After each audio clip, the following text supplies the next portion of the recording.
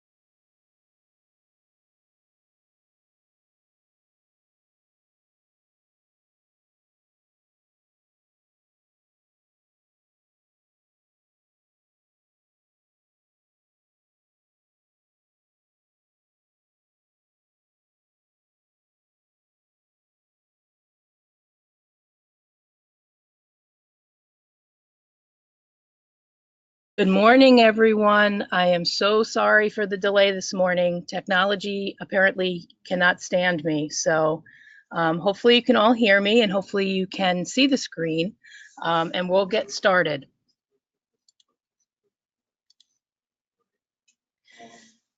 Okay, the first thing is we're day 19. Can you believe it?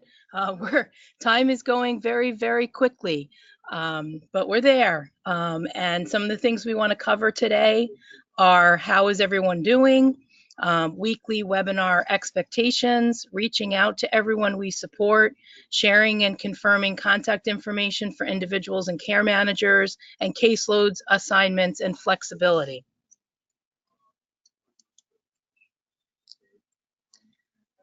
So I think the first thing we want to say is that we completely understand that the transition has been somewhat challenging, and it is completely not lost on us that we had very high expectations about launching new equipment, new platforms, new locations. Maybe it wasn't our expectation of the new locations, but many of you were relocated right before July 1st. So it's navigating the internet connectivity.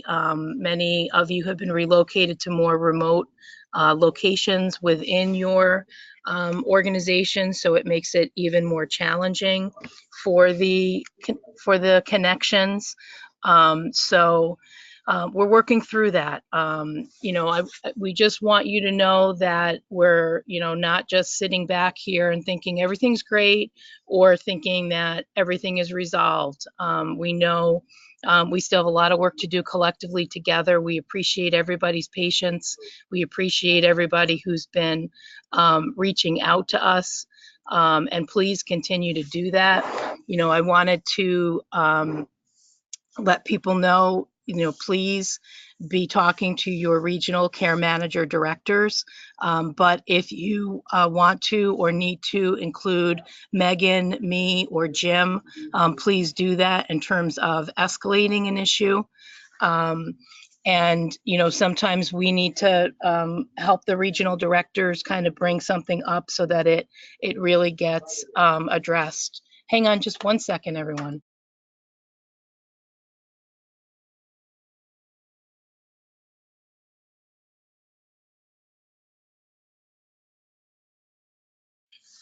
Okay, I'm back. Sorry.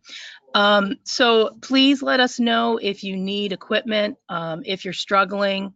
You should have all the equipment you need by now. Well, we know you don't have printers and scanners and all of that. Not everybody has those, so we are working on that.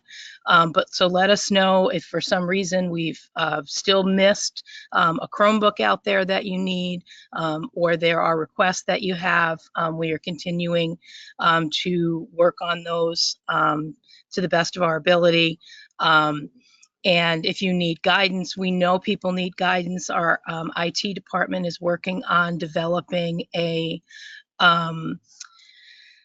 guidelines for you guys that would be shared with the workforce.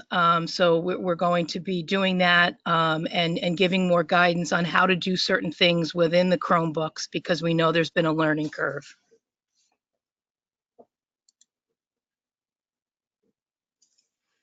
So I wanted to talk a little bit about whoever's listening to me, ask him to come here. Sorry. Hang on one second. I'm hearing a lot of echo here in New York. Even though we worked through the technical difficulties, we're still working through some other things.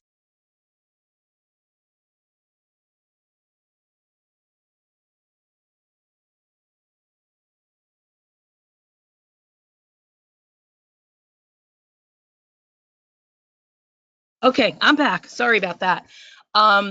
So weekly, the expectations around webinars. We are doing these webinars for you guys. We're putting together the agendas for you. We're trying to make them meaningful and helpful for you. So please attend, and if you're a supervisor, please make sure that the staff that you're overseeing are attending and tuning into the webinars, because they are really important. And Jim and Megan and I work very hard to try to make sure that we're giving you helpful information.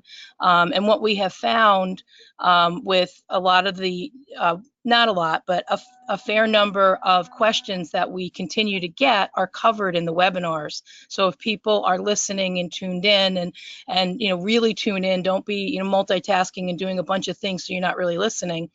If you really tune in, there's a lot of helpful information that is provided, and it saves you from following up. It saves our resources in terms of answering things multiple times. So, I don't think we had put this out, especially we, couldn't make this an expectation when you weren't employed by CareDesign New York. But now that we're all one, I want to put out the expectation that it is essential that staff attend the webinars, participate in the webinars, and if for some reason there's an extenuating circumstance, or you're off on vacation, because that is permitted, that you need to catch up on the webinar when you return, that we will post on the website so that you get the information. So I really need people's help to schedule around this webinar, and I really need supervisors to make sure that people are attending on a regular basis. Oh, and going back, it's there are two webinars actually. It's this Thursday webinar, but then Nancy and Lori and their team are working very hard to make sure whatever the issue of most importance is covered on a weekly basis on the Tuesday, Thursday webinars. And again, they're giving you two different opportunities. It's the same material, but two different times that you could log in for that. And those are really important webinars too. I mean, those are things that we are focusing on to give you the tools to do your jobs. So please, as you're scheduling your meetings, appointments, visits, all of that, work around making those two webinar opportunities each week a priority. Okay, technology challenges, and we talked a little bit about this. We know that probably the single most challenging issue are the Wi-Fi issues and the connectivity. And it's not an issue everywhere, but we're realizing that very quickly from some of the things that I mentioned earlier.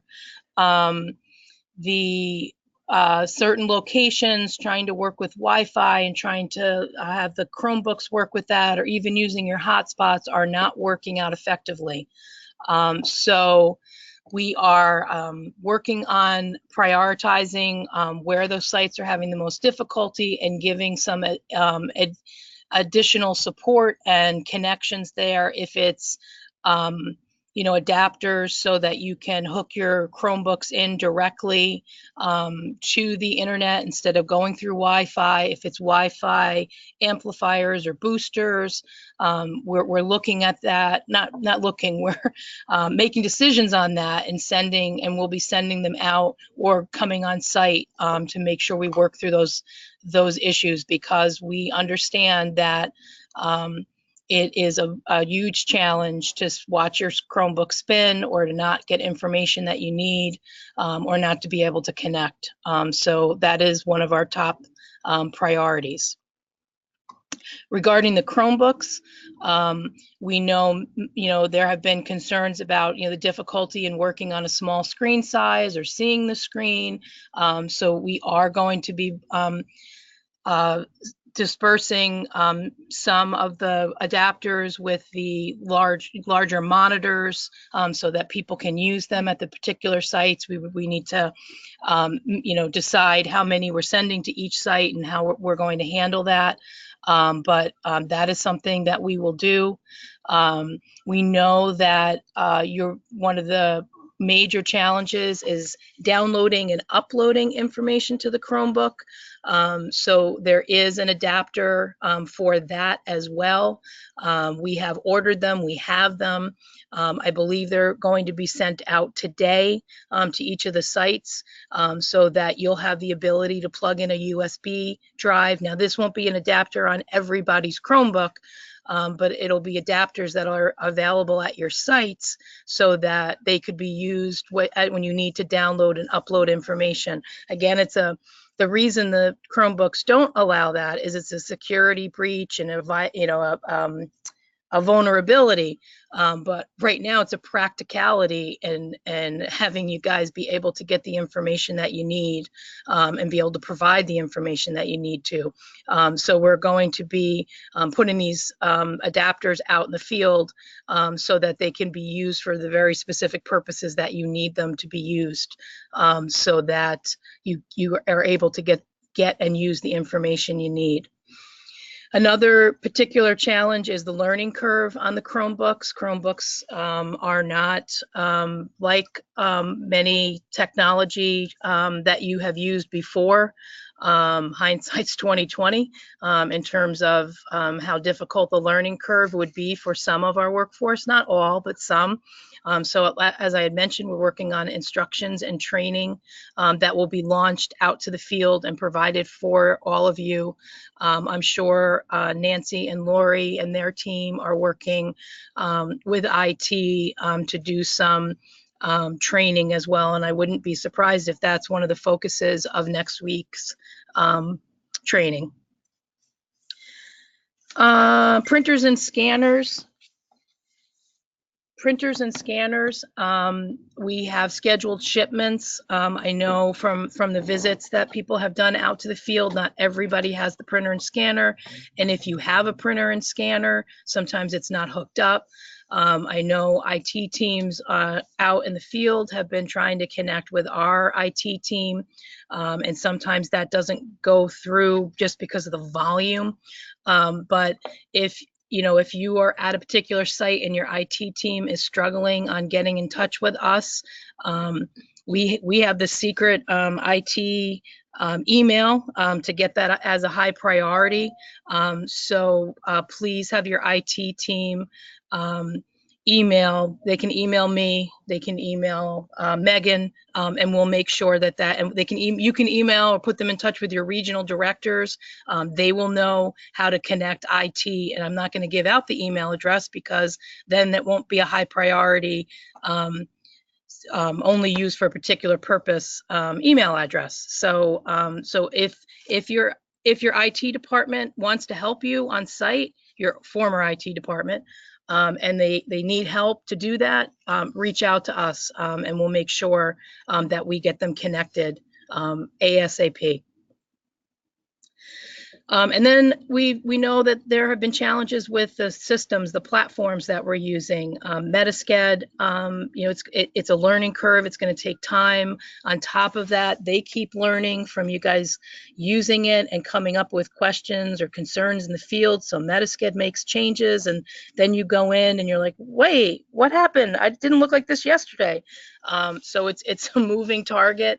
It will settle down in terms of making it the system that we need it to be, and you will get the hang of it. And I know that Tyler Harmon from Metasked has been very willing and able to go out to help different teams that are really struggling. I know Lori as well, or to webinar in with you to address and provide some hands-on support in terms of using the Metasked platform if you're finding that the trainings that you went through were not sufficient enough for some of the workforce that you have. Paycom, right after this today, we're going to do a webinar for all of the supervisors in terms of how to approve payroll. That is something that we're focusing on. We know there's still been, there were some challenges in that first week. We did everything we could in terms of being generous and paying people for what they were hired for. If we didn't have a complete timesheet, we didn't want to short anyone. This pay period should be a little better, but you know, make sure that you're going in there and asking for punch edits or additional edits in terms of punches, so that it makes it more understandable for your supervisors and what they're approving, so they know what you have actually worked and maybe what problems came up. Hang on, I'm going to pause for a minute.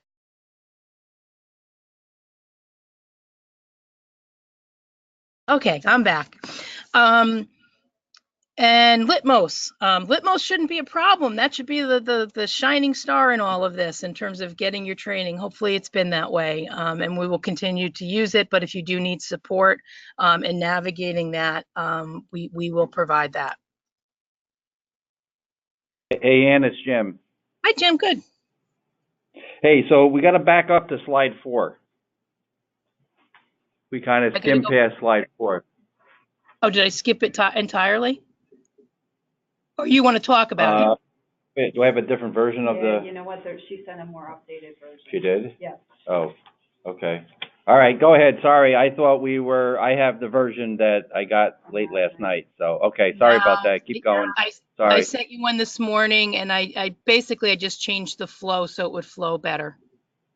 But is there something that, all right, did you want to cover something, or you just thought I missed it? No, I was following the, go ahead. You're fine. All right, thanks. All right, I think I'm here. So data access challenges, we know that there are pockets of staff who are struggling with accessing the information on the people that you support from your previous agencies. I think many of you have reached out to us when you have that situation. I mean, we do have the whole spectrum where some agencies have been incredibly supportive and wonderful and have kept electronic access, have kept paper access, are really helping. And then we have some agencies that have been more conservative in their approach and kind of locking down data and locking down access. So in those situations where the agencies are more conservative and it is in interfering with your ability to do your job, if you haven't reached out to your regional directors, please do. I know Lisa Getman, our VP of Corporate Compliance, has followed up with particular agencies to try to navigate and work through some issues, as has Megan. So please reach out to your regional directors and let them know if you're having a particular problem so we can try to navigate working through that. We are working through a process with Metasced. Many of you, and I don't know, I can't remember the number of with thousands of files in Dropbox. I'm looking at Rachel because we were here with Jim Brown, our CIO, yesterday. That there are lots and lots of files that were downloaded by agencies, and that hasn't been opened up to you in terms of access yet. So Jim is working with Metasced because they thought they had a better way of providing that, but Jim has also provided that information, all of those files to me and to Megan, which we can share with the regional directors to get you some information that you need in the interim if there's a critical need for information. But we will get that information. We'll make sure that information is accessible to you as soon as we can. And that's another one of our priorities.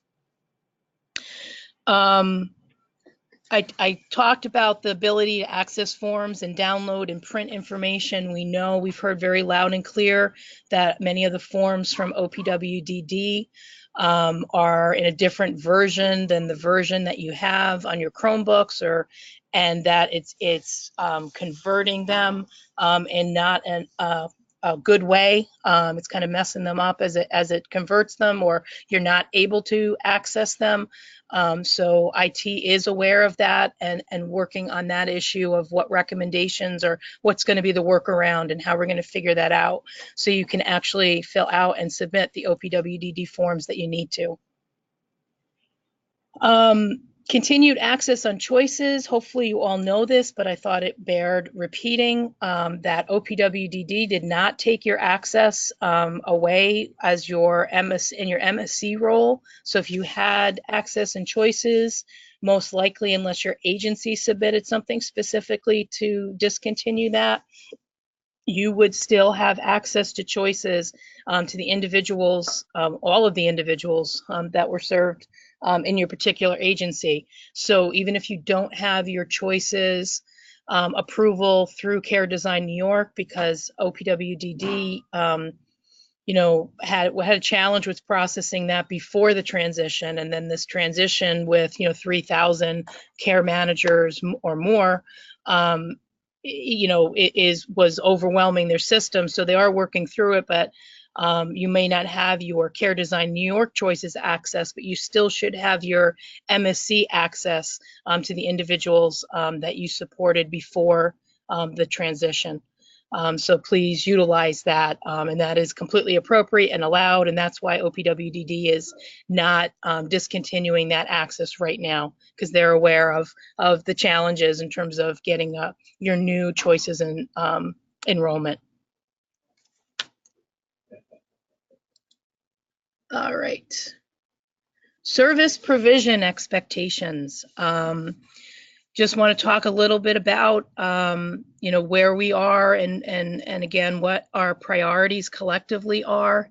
One of our number one priorities, and I know people have been working really diligently on this and trying very hard to make sure that they are reaching out to everyone on their caseload. I know sometimes it's a moving target because new people get added to your caseload, and then you're reaching out to them. So we are narrowing down that list. It's becoming significantly smaller than it started after the first initial assignments between individuals and care managers. So if you are assigned someone, please make sure that you have reached out to them. They know how to contact you. They know that you're still their care manager, formerly service coordinator, but now you're in the role of care manager. The first week or two, especially week 2, I think there were many families reaching out to us, but that has calmed down significantly, although it has not stopped yet. So I know that as we've been out, I know Jim's heard some direct feedback from families that they're saying that they have not been contacted yet. So please make sure that you have done that and have reached out to everyone that you support, and that there are no doubts in their minds how to reach you. And within that, make sure that you're updating your email signature, that it has your contact information in it, that you reflect that you work for Care Design New York. There were some people that, and please do not be using your former email if you still have it through your agency. There are a couple glitches in terms of people not having their right titles and their right organization of where they work. So please make sure that you're focused on that. That your voicemail is activated on your cell phones, that your voicemail is up to date, your greeting on your desk phones, if you have desk phones, and that when you're out of the office, that you are indicating that. I was very happy, as I'm sending out emails, mass emails, I get back the out of office messages. I was thanking people for that last week and saying, thanks, great job. But I'm probably only getting, I don't know, 5 out of office messages, and we have 850 people. So that leads me to believe that we have some more work to do if you're going to be out. And if you need more assistance on putting that out of office message, that's something that we can help with too.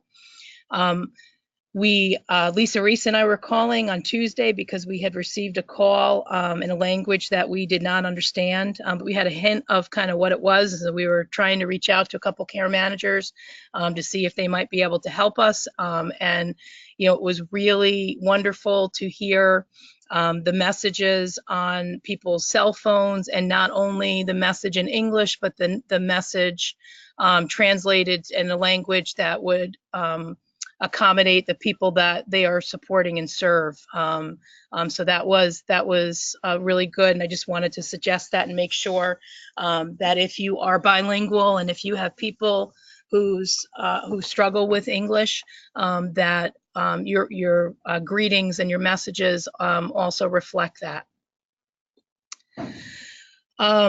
Document your services. Make sure you're giving yourself credit for documenting all of what you're doing in the Medi-Sched record. I think at first probably it was sent out to just supervisors last week. We were billing on a weekly basis. And so Tuesdays became a real critical time of getting all the billing in so that we could bill by Wednesday morning. But at this point, because of you're not the only ones having challenges. The whole organization has challenges with Medi-Sched and trying to figure out the billing and making that work effectively and having the system work effectively. Well, so long story short, we're going to be billing on a daily basis now. So that means it's really important to document what you're doing. It's very important for supervisors to be in there on a daily basis, approving notes, sending back notes. We know there's a glitch or it hasn't been set up appropriately. If the notes are sent back, the individuals, the care managers don't know why or that they've even been sent back. So supervisors have been doing workarounds to email to make sure that you're aware if a note has been not approved or needs additional information. Medi-Sched aware of that. They're supposed to be working on having that functionality, which we thought would be there to begin with. But so please, be documenting your visits, your work as you're doing it, and supervisors, please be approving that on a regular basis and reviewing those notes. Hey, Ann, just as Jim. Yeah, I just wanted to just jump in for a second. So the other thing about documenting, we've had a couple of challenges with some of this with Medi-Sched, but the importance of documenting all you're doing is really from a quality perspective, right? This isn't just about getting a service into bill, right? Obviously that's important. We want people billing, but the point is, in order to assess the quality of what everybody's doing, we need people to document what they're doing. So all the interaction, all those activities. The problem with that is Medi-Sched then interprets that the supervisors have to sign off on all of that, right? Which is crazy. So we are so if for the supervisors, if your box is filling up with all of these activities, we're not expecting you to sign off on all those activities. Once we have a billable service for a person that you've cleared and passed on to billing, or the system passes on to the billing department, you don't need to go in and document all those notes, right, that the staff are or documenting, right? You don't need to do that. And what's going to happen is ultimately they're supposedly going to fix that so that you don't have to have all those approvals, that they'll not sit in your box. But initially what they're going to do is once a service is moved in a given month for a person to billing, after you've approved it as a supervisor, it will then nightly go in and clear out anything for that person that is sitting in your box. Now, how they're going to do that and whether it's going to be done correctly is another story, but they are working on that. Now, when that's going to be available, they talk like it's yesterday, and yesterday comes and goes. So we don't know exactly, but we don't expect you to be going in and signing off on every note that the staff are doing quality work, putting everything in. You're not expected to sign all of that. You don't have time for that, and we understand that. So I just want to make sure that that's clear, and we appreciate. I know Ann had put out a note. We'll get to billing in a little bit, but I do want to thank everybody for paying attention to Ann's email from the other day about what we needed to do for the supervisors in terms of going in and approving the activities of the staff. So anyways, I just wanted to put that in there. Go ahead, Ann. Sorry. Okay, I'm back. There you go. That's all right. Okay, and just a reminder that individuals with a Tier 4 designation and Willowbrook require a face-to-face contact every month, and Tiers 1 through 3 require quarterly face-to-face. And I've got a little bit more on this, so I'll just keep going.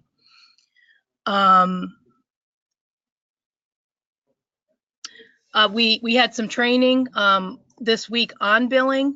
We've had one already on Tuesday, and we're going to have another on Thursday at 1 o'clock if you've missed it.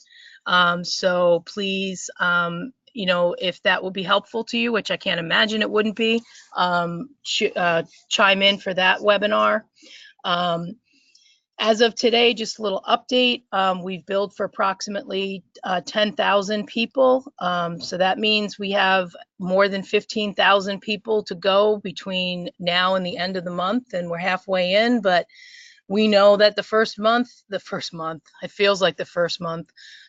week, if you build, you work through every workaround to make that happen, and you're a superstar. So we understand it's getting easier now, or it should be getting easier to bill. So we're not surprised that we're lagging in terms of our billing, except, remember going through the checklist, which is due the 31st is a billable activity. And doing those face-to-faces is a billable activity. And we'll go into a little bit more about how you have to be careful about the face-to-face and how you document to make that a billable activity. But you should not have a problem even reaching out and having an exchange with the family about their information that's accurate in the system and how to contact you, and making sure that if there's an emergency situation, we have what we need. So that's a billable activity. So it's not a high threshold to actually bill. So I think it's more a reflection on access and comfortability with the technology, more than that you haven't actually provided the service, a billable service this month yet. Hey, Ann, just one other thing, Ann. Yep.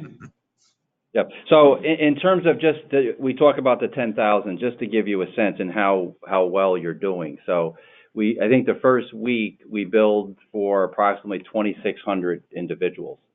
This past week, or yesterday, we actually billed for probably 7,000 or so. So obviously we've seen the ramp up of the activity. So the notion of that we've still got about 15,000 people to go isn't the end of the world, given the spike that we're seeing in the activity. So obviously it sounds like a lot, but obviously we've been doing what everybody's been doing a lot in the past week.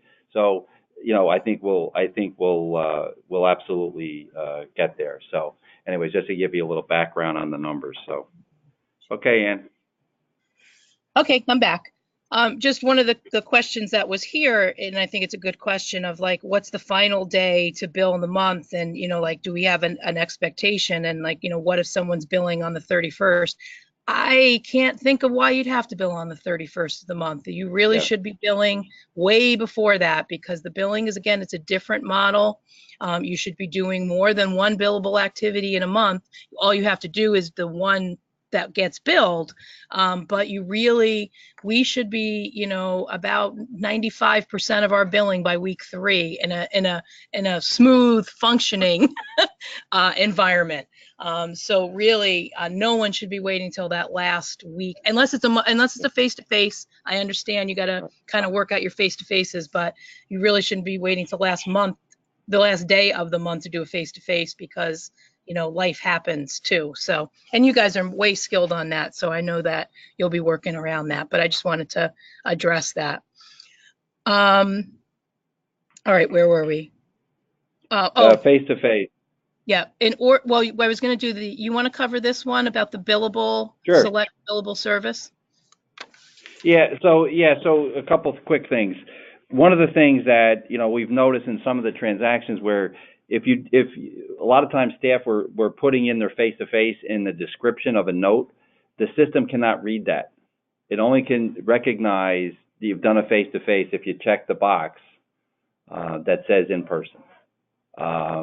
So you can write all these great things, which are important, but unless you indicate in the box that it's an actual face-to-face, it's not going to recognize it. So we have to make sure that the staff, and I know Lori's training on this, that is checked. The other thing is we found in other situations where people have done like great notes, indicated, but didn't select the billable service. You have to check a billable service. Otherwise it won't, it's not going to automatically assume it's a billable service. So things like that, have to be, carefully paid attention to. So those are the two things that we have seen in looking at some of the billing. The way the system works is that it's supposed to work, I should say, is that when the care manager provides a service and records that, it moves to the supervisor, and eventually when the supervisor signs off on that, it moves directly to bill. It automatically moves to billing. But while it's sitting in the supervisor review folder, the billing department can actually see it, right? And it sits there, and they can see a potential claim sitting there, and it'll have a question mark indicating it's awaiting supervisor review. So what's happened is, our billing person is very intense. So he's pushing out, email. I see all these things sitting here. What's going on? So he's doing his job. But anyway, that's how the system flows. So that's how it's supposed to work. So as you're doing things, it actually multiple people should be able to see that in terms of the supervisor, and the billing department can see what a potential claim might be for our next billing cycle, kind of thing. That's the way the system is set up. So I just wanted to be clear about that. The other holdup has been, you do a service, it looks like it's going to go to billing, but if it's a tier 4, it will not pass unless the face-to-face has occurred. So it'll look as if it's a billable claim, but it'll have a exclamation point on it that's saying, in the reason code is that it requires a face-to-face. And I think we covered tier 4, some of the challenges we've had with tier 4 in another slide. Megan, I think, Yes. Right? So I know there's a lot of concern about tier 4 non-Willowbrook, and we'll cover that in a bit. Go ahead, Ann. I think we're there. So everyone is billed every month. That's the expectation, and that's what should be provided. We know that there will be exceptions to that. And when there are, make sure that you have very strong justification documented in the record of why that could not happen. And please, give your supervisor a heads up as well.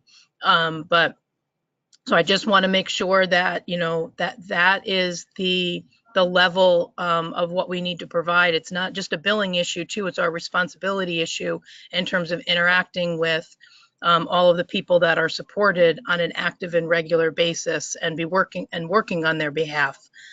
So That is different than people who reside in certified settings and how that worked in the past. So I just wanted to make sure people knew. Again, we are not going to be harassing individuals and families if there is a legitimate reason why we can't bill. Like if it's a required face-to-face and they're out of the country for the month, it's not, I don't want that. I don't want you to be losing your mind that, this is the expectation and what's going to happen and that you have to see them, and you just need to be documenting what's going on and explaining kind of what the situation is. But those should be exceptions and few and far between. Hey, Ann, just one other thing on that point. I just wanted to, so on the, for the bulk of the individuals you support, they're in tiers 1 through 3, right? So very few people are in tier 4. So the quarterly face-to-face requirement can be met at any time during the quarter. So if somebody's going to be, if you know that the person's going to be away or something's going on in that month that Ann just described, then you need to make sure you're doing it in a different month, right? You don't have to, So by the time you get to the third month of a quarter, though, the system will not allow us to bill the third month of that quarter if the face-to-face hasn't occurred. So most of the folks that you're supporting, say in this quarter, July through September, come September, if you have not done a face-to-face, the system will not let us bill for that person for the month of September. It doesn't impact the billing for July and August, but it will not let us bill for September. So you have to plan accordingly to ensure that we're able to get that covered. The other important thing that you don't see yet, and we're going to be building these things with Medi-Sched, is alerts, so that we will send alerts to staff when the requirements are coming close to when they're going to expire. In other words, you haven't done your face-to-face. There'll be alerts put into the system and notifications sent to the care manager and probably to the supervisor, just reminding folks that, we're now at this stage and you have not done your face-to-face.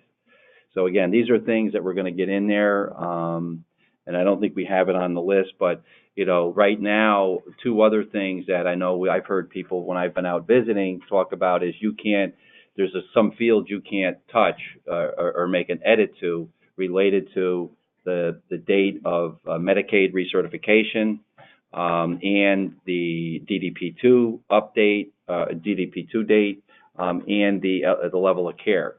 That information is supposed to be populated. That information Medi-Sched has. You have not been able to see it yet because the file that contains that, Medi-Sched has still been going through its again, this is their words, going through their security testing requirements in order to release that. Now, they tell us it's going to be released tomorrow. Now, we don't know if that tomorrow sometimes never comes, but that information, and we'll be pushing on this tomorrow when we don't see it, but that information should be coming to you, be able to see fairly soon, if not tomorrow.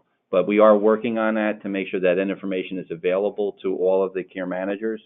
And then again, some alerts will be built off of those so that people will have reminders when those things are coming due for either the Medicaid recert or the DDP alerts. Now, DDP, we know we've got some other issues with old DDP2s that have to get cleaned up and such. But anyway, so there's going to be some other things, other tools that I think will help you in terms of helping you from an organizational perspective, and so that things don't get missed because you got a lot going on. So that's the purpose of these things. So, okay, Ann. Okay, thanks. All right, so Jim had already already reviewed this with the face-to-face and make sure that you are putting a check mark in the in-person box, that writing a note itself won't capture it, so that's very important. We went over Tier 4. Individuals with Tier 4 designation can only be billed if there's a face-to-face, and we had to, I guess there have been some misconceptions or misunderstandings. We wanted to clarify that a face-to-face is with the individual. Family members, service providers, they don't count to meet this expectation. It has to be the individual. And I think Jim mentioned a little bit, but we didn't go into it too much about, we know that there have been, it seems like a number of surprises in terms of who's ended up in tier 4. Lots of questions, even from families. We know there's been concerns from families who don't want monthly face-to-face visits.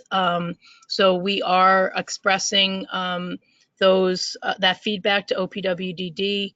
We're looking if there is any flexibility in families or individuals selecting and having a choice to move down to a tier 3 instead of a tier 4 when they're designated into tier 4. None of that is approved or has happened yet, but those are some of the things that we are working on. Jim has been getting information from examples, very specific examples, and providing them to OPWDD in terms of where some of the challenges are with who has been designated into a tier 4 status that might be designated and it doesn't seem to make sense, and it's over serving the person, or there's concern and pushback from the family or individual that they don't want this level of interaction. So more to come on that. At this point, we're communicating it. Did you want to say something, Jim? Yeah, I'm just going to add that the good news on that too is that we've got all the other CCOs now on board with the same concerns. So it's not just a care design, because that's one of the challenges is that oftentimes we're the first to introduce an issue, and they're not hearing from the other CCO. So they think it's a care design. This is just me, pushing back on them. But we do have everybody on board with this. The other CCOs all have the similar problem with getting pushback from families. And this is a big problem around self-direction.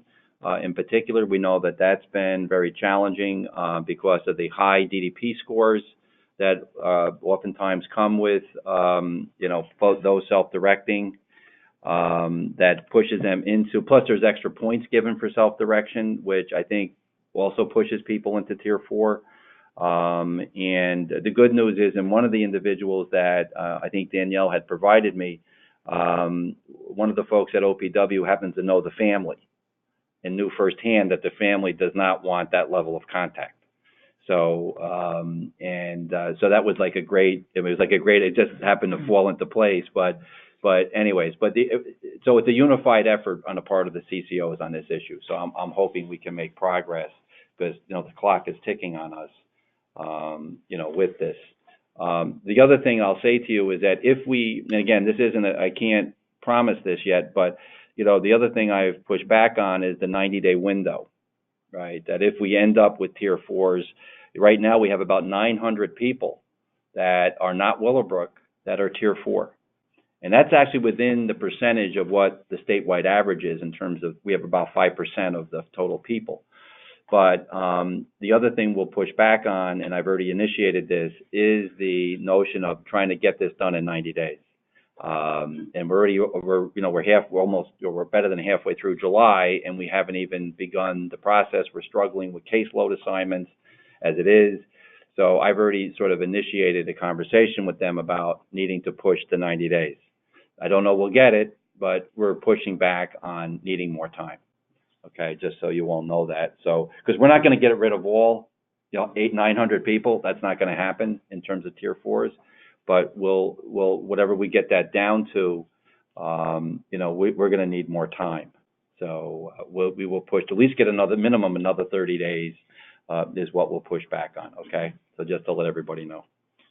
Go ahead, Ann. Okay, thanks. The 731 checklist. So just a reminder out there that the checklist is due by the end of the month to be completed. We have to pay really close attention to individuals who were preliminarily assigned. These are the individuals who were not entered into choices by their MSC,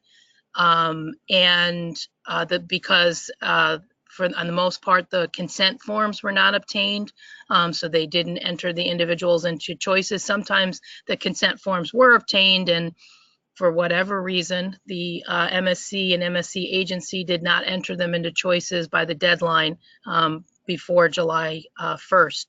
But I think there are more of those examples. They weren't able to obtain the consent forms. So we have to pay particular attention of getting the consent forms for individuals who we don't have them on file for, and making sure that checklist is completed by the end of the month, when we must document this in the Metasched record. And I think there are a couple of different ways to do that, and I'm not the expert in terms of how you should be doing that.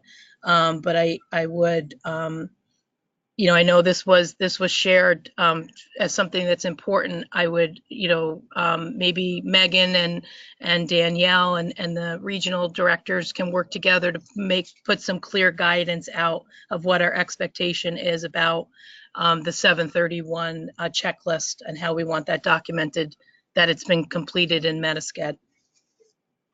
Hey, Ann, one other point on the folks that ended up being preliminarily assigned, we had 920 some odd people that were in that category. So we had almost 1,000 people. I guess the good news of that, or the bad news of it, a lot of that was in one agency. A good number of those. Anyway, so that's a big number, regardless of whether, who it is or where it was. It's a lot of people. So that is just what the numbers look like in that category. Thank you. Just a heads up that we're going to be launching some audits in the field regarding the consent forms, and making sure they've been appropriately filled out. So, make sure that those are available, and that we have them on people, and that they are appropriately filled out. And if we find that they're not, and I expect that we will find that there have been misunderstandings, or that not all of them are filled out appropriately, they're going to have to be redone, because they have to be on file with the appropriate authorizations. This is a key piece of what we're doing, and giving us the authorization to have access to the information, and keep the information that we do have on people. Yeah, on that point, Ann, I just wanted to add one thing. One of the, we're starting to get pushback from some of your former agencies on whether or not that agency was listed, right, in terms of on the consent form, because some have tried to interpret that as we're not authorized to give you information. Okay, so I think we've got to look at this very carefully. So we've had under the guise of corporate compliance, right? A lot of the issues we're seeing, people being moved to space we didn't even know was happening. It's all under the guise of HIPAA. It's under the guise of corporate compliance, and also the sharing of information. It's the backdrop of this. A lot of the challenges are corporate compliance takes over, and it's on overkill, right, of the agencies. And now that you're not inside their system, technically, now we've got the corporate compliance kind of taken over at these agencies, and that's the ones we're having the biggest problems with. And as Ann said, we have Lisa Getman kind of working through these, and then individually, depending upon how far Lisa can get, it'll involve Megan, or sometimes I'll make a call depending upon who it is too. We'll make calls to try to get the roadblocks cleared here. But anyway, so we need to make sure on the consents that, and I think what's happened is, just to get them in, sometimes people might list one thing, right, on the consent in terms of the accessing information. So some of these are going to need some enhancement, as we go along here. Yep, thanks. And the other thing is outdated DDPs. I don't know if we had reviewed this with the workforce, but there were there were challenges in terms of the tiers in which people were being assigned, and they didn't make sense early on when they were making the assignments. And one of the issues is that there were outdated DDPs that were over 2 years, and OPWDD gave all the CCOs a short window of time to put the people in the tier that they probably most appropriately belonged in, but those DDPs will have to be completed or they will revert back to a lower tier, which means less revenue for the work that you're doing. And if you were being reimbursed for the level of acuity, the level of need, and you're getting, they're pushed back to a lower level, that's not a good thing. So that's something, as we become, more of the information comes in about the DDP information, that we're going to have some priority lists in terms of making sure that people have those DDPs on file, submitted, and or that we don't come out of, that more don't fall out of date, because this was just the ones that were out of date as of July 1st. As we move forward, more have come out of date as well. So we're going to have to really pay close attention to that. Yeah, Jan, just one point on that. So what happened, most of this, almost all of it involves between Tier 1 and Tier 2. There were, like, statewide, there were 16,000 people that got pushed into Tier 1 because of outdated DDP2s. So that's now been fixed, as Dan said, on a temporary basis. So we're roughly 25%. Again, we don't know our exact numbers on this because we haven't seen the data from Metasced yet. But if we're 25% of the total, we're probably at least 4,000 on a rough basis. We're probably 4,000 of those that have outdated DDP2s as of July 1st. So those are going to have to be looked at and working with either with the agency, or we'll have to do them. But those will have to be addressed. Now, the state has given us 90 days. I think that's another date that, again, we can look to see if we can get some more time on that, but we can't assume that we will. So we have to assume that we're only going to have until the end of September to have these DDPs updated. Okay, thanks. All right, switching gears to employee benefits and compensation. Just a couple of reminders or clarifications. 401k enrollment, it's not too late. So it's very easy. I can talk from personal experience because I was not one of the early sign-on people, but I did it this weekend and it was very streamlined. And again, that's really, there's a match that we offer, so you really want to do that. So fill out those forms. Really important and really not that scary once you actually do them. So get them done. Bilingual compensation. We came up with a list of bilingual compensation. Again, we're auditing and vetting that list to make sure that people who are given credit for bilingual skills are actually using those skills in their everyday work. So that's something that we didn't want to hold it up. So we're very generous in terms of making sure that anyone who was submitted got that, but now it's our kind of auditing process, and we're going to be much quicker on this. This isn't going to be like the auditing process when we had 2 staff and we couldn't get through it. So the supervisors and regional directors are very actively working on this, but you really do need to be using that skill in order to be getting extra compensation. So that's what we're looking at this point. Increase in hours and promotions. We do have something about the supervisory openings. I'm on a later slide, but it's still a moving target in terms of asking for increases in hours and being able to accommodate people's requests as long as there's the need in terms of additional people to be covered. And almost every situation and site there is, but there could be some exceptions of where we don't have a need, but so it's on a need basis in terms of meeting the needs of individuals and caseload requirements. And then transfer requests too, we've started to do some of those, which is kind of exciting.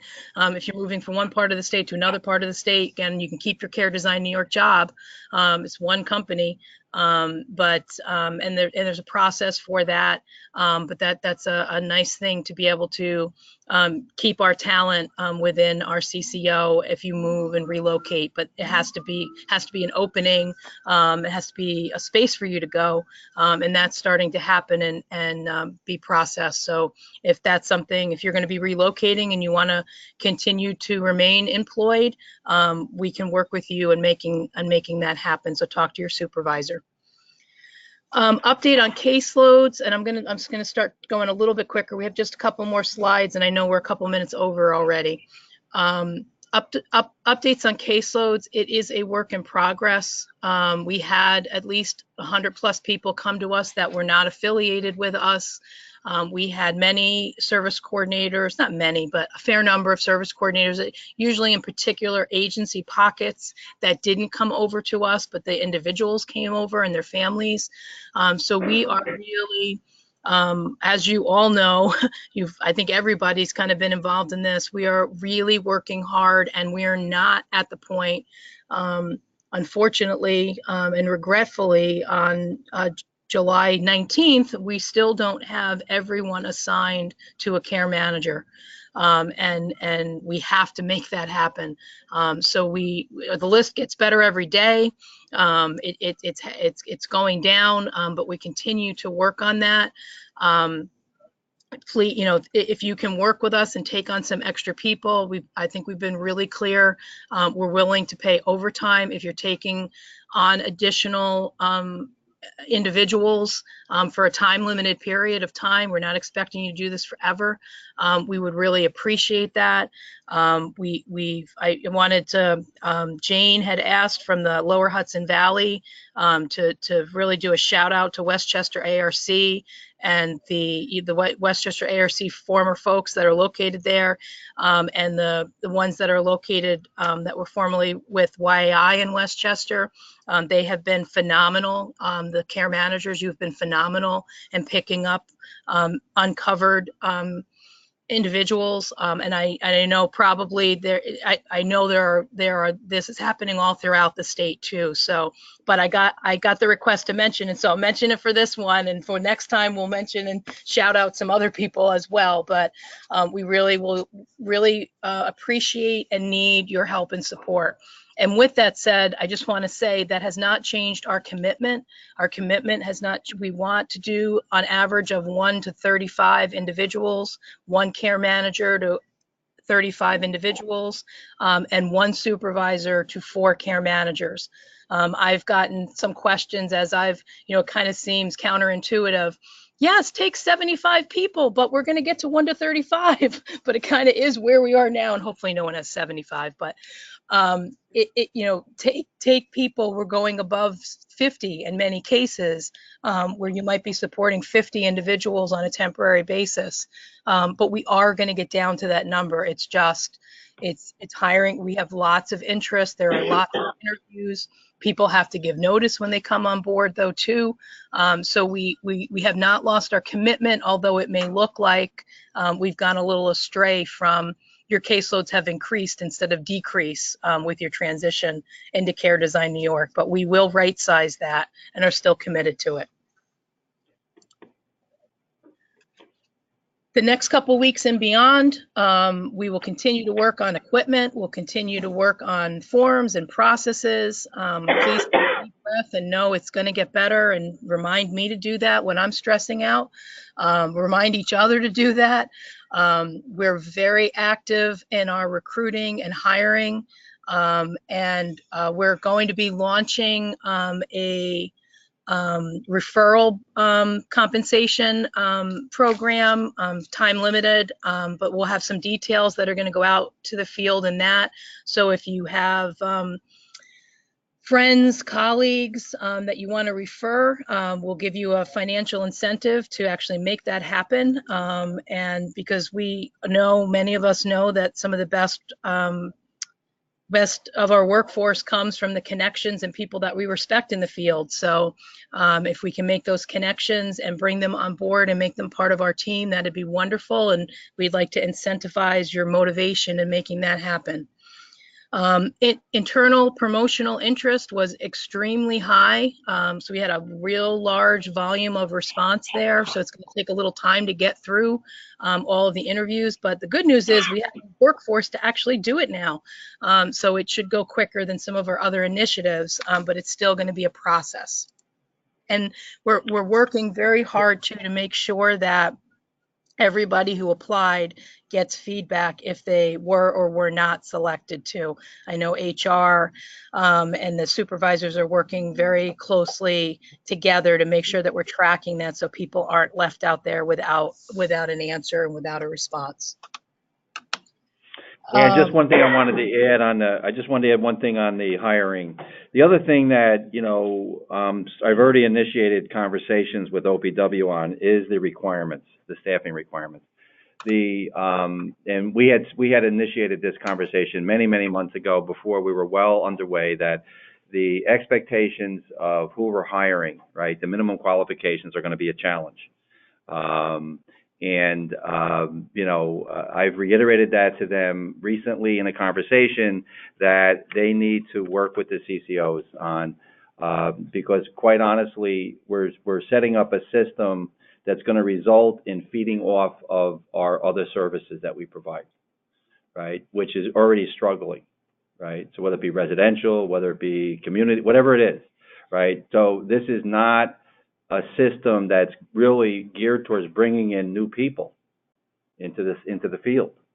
So we really got to work with them, which will also help take some of the pressure off.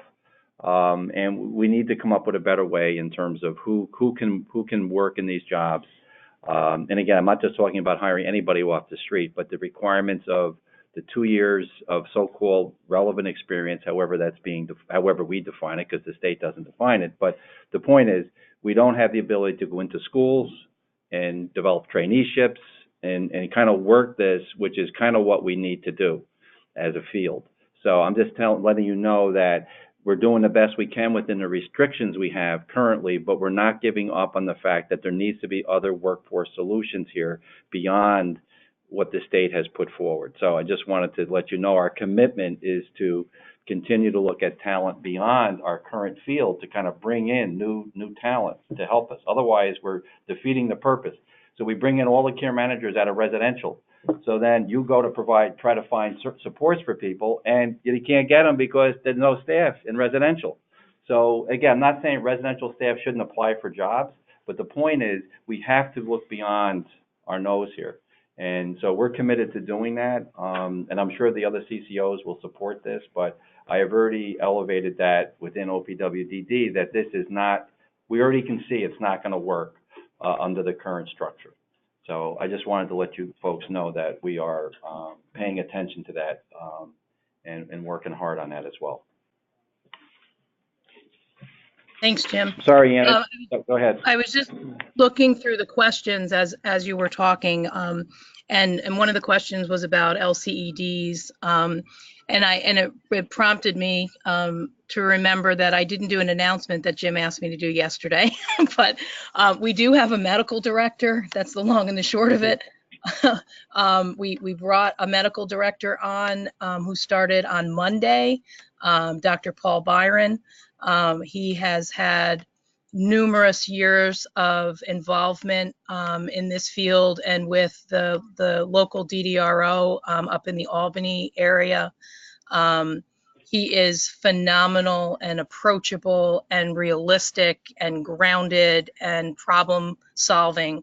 So I think we have probably the best medical director you probably could have for this field. And he's a resource that's available now. And so we will be getting that information out. Right now, go through your regional care manager directors, but we will be getting, we're getting him a phone, which actually I'll be bringing back to Albany today. We're getting him a pager. He's a little, he relies on that and would prefer, if you need assistance or consultation on a particular per individual's situation, that you would page him and then he would call you back. So we're going to be setting that up, and we'll be getting that number out to the field so that you'll be able to tap into him to be able to help an individual or family or get more knowledge on a particular issue that you might have. So that is going to be a huge resource for us. Yeah, now the reason people are laughing when you mention pager, Ann, in the room here, it's where he lives. He lives in a very remote, he does not get, cell phones don't work where he lives. So that's the reason for the pager. He walks around. He was here go yesterday. with that, but that's not the reason. I know. He is kind of old school. He's kind of a 60s. He's kind of a hippie guy, but as Dan said, he is a tremendous doctor, which is the important thing here. And he's definitely, in fact, he hates when people call him doctor, and he's got a little story he talks about that. But he is going to be a tremendous resource. He has connections, and even though he's based out of the Albany area and has dealt with the North Country in particular as well, he has enough connections in other parts that is going to be helpful. So he's not just going to be an Albany or a Capital District resource. But he's available for any kind of technical assistance when you're running into issues, where your families are running into issues, again, working through your regional director, but he'll be a resource. We're also going to start to look at, and he's going to help us with this too, Dr. Byron, is looking at our clinical needs as we start to look at what do we need to do. We have not committed to just going out and hiring nurses, hiring psychologists, and we really want an assessment of that. And initially we're doing some contracting. We just did a contract down for the lower Hudson Valley to Long Island for clinical supports, particularly in nursing. And we're going to be doing things in the upper Hudson Valley and up here in the capital region and North Country. We'll be doing similar things until we get a handle on what do we think our need is in terms of actually, having staff come on board, or does it make more sense to continue to have contractual arrangements for those kinds of supports to help you and to also help the intake folks, right, who are doing intake. So Dr. Byron will be very helpful on intake. He'll be, for many parts of the state, he'll be doing the sign-offs on the LCED, the level of cares. He'll be doing those where the state doesn't provide that, where the state doesn't do that. I think in the city, the state does it, and possibly in a few other spots. But anyways, he's going to be very much, and I think we're the only CCO that has a medical, that has a physician at this point, quite honestly. So. Go ahead, Ann. Other questions that folks have? Yeah, I mean, we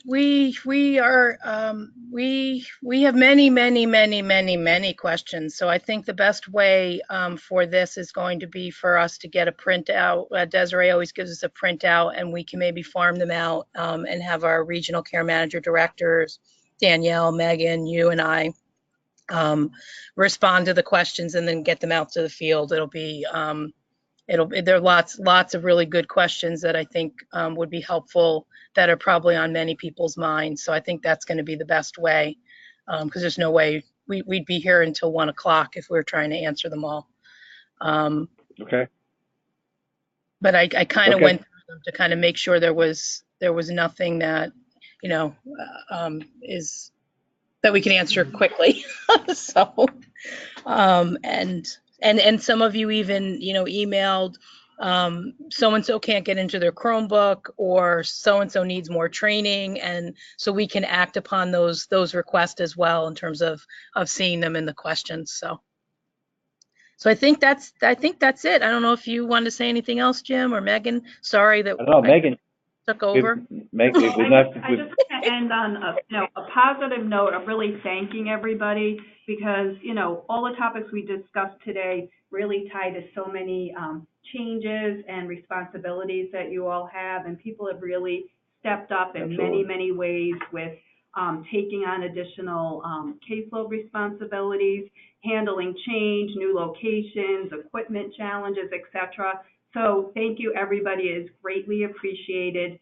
And, continue to bring forward your feedback through your regional directors and supervisors, and we'll continue to try to be as responsive as we can back to it.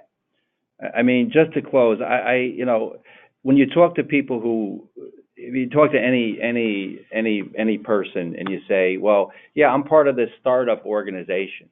Well, a startup organization usually starts with, very little activity. Right? You start very slow and you build up, even your own agencies. Think about how long it took them to get to the place they are. We did that in one day, right? So when Ann says when we're all stressing, and believe me, we all try to be supportive of each other, and I know this is very hard on everybody, right? So we do have to pinch ourselves and remind ourselves that we went from about, maybe 20 employees to 800 and plus overnight. Right, and supporting 26,000 people. So I know this has been in 98 locations, which is crazy to have 98 locations. And it presents all kinds of challenges. But I just want to say, you have done a remarkable job in 3 weeks. Everybody has, as Megan said, everybody has pitched in, been supportive. There's no such thing as a job description in the things that we do or that I do or any of us do, right? It's all the way down, as Ann said, we're here to help you and support you. And I know sometimes it may not feel that way, that you're not getting heard. We are listening. It's taking time to get all the solutions in place. So I just ask you to continue to have patience with that. We know how valuable you are as a workforce and to your families, most importantly. That's why we have to make sure we meet your needs. So it's taking us time. It's going to take a little bit more time to get it right. But, we went from 0 to 100 in overnight, and it's very, very hard. And I got to keep reminding myself, because we're all perfectionists, right? We really are. I speak for myself in particular, but you have to have the reality has to set in that this is no easy thing to do, yet we can't leave our families, and we have to try to keep it as seamless as possible for them, which I know is still hard, but that's the most critical thing. While all this, this stuff is going on internally, we can't let the families feel that in any way, right? That's the most important thing. So I appreciate all that you've done in such a short amount of time, and it's remarkable. And we do want to give people more shout outs. I know people say, hey, well, we gave a shout out to Westchester ARC, folks who are there.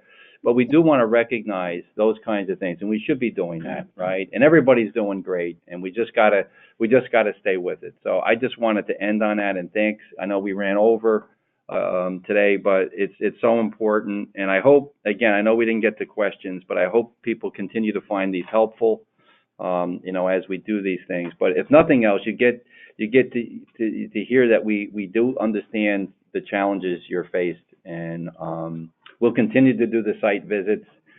We haven't been to every place yet, I don't think, but we're getting close on that. So anyway, I'll let you sign it off, Ann. All right. I couldn't say it better myself. Thank you, everyone, and we'll see you next week. Thanks.